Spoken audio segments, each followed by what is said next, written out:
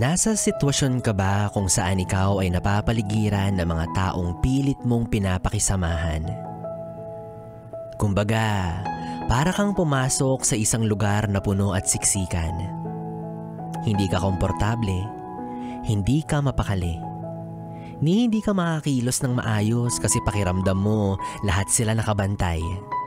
At pagkakamali mo ang laging hinihintay, sabay magsisitaasan ang mga mapanghusgang kilay.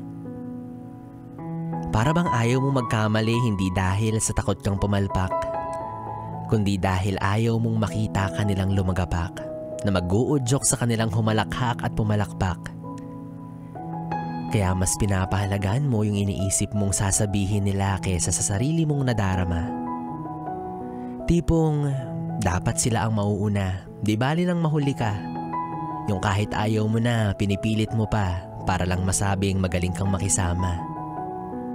Kumbaga, pagdating sa'yo walang awa, pero pag sa kanila, dapat kang makisimpatya.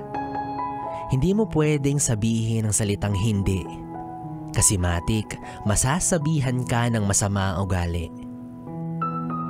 Ganyan na ganyan ang isang people pleaser. Tila sunod-sunuran ka lang dahil sila ang leader. Yung hindi mo kayang bumuo ng malaking pader bilang palatandaan na meron ka ring limitasyon at pamantayan. Bibi, ito lang ang masasabi ko.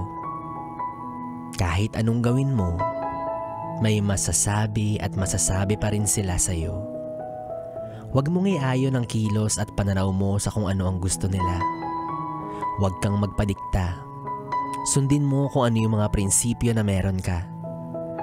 Upang sa huli, hindi ka maabuso ng kahit sino at hindi ka makaramdam ng pagsisisi. Basta maging mabuti ka lang at huwag na huwag kang gaganti. Ipakita mo lang na wala kang paki. Hayaan mo silang manggalaiti. At darating yung panahon na hindi mo na sila kailangang suyuin at pakiusapan. Maliban na lang sa mga taong iyong pinagkakautangan. Dapat lang, 'di ba? Pag ikaw yung may utang, hindi ka dapat matapang, ganon. Sila yung mga dapat mong piniplease at pinapakiusapan. Pero yung mga walang ambag sa buhay mo, hayaan mo yung mga yan.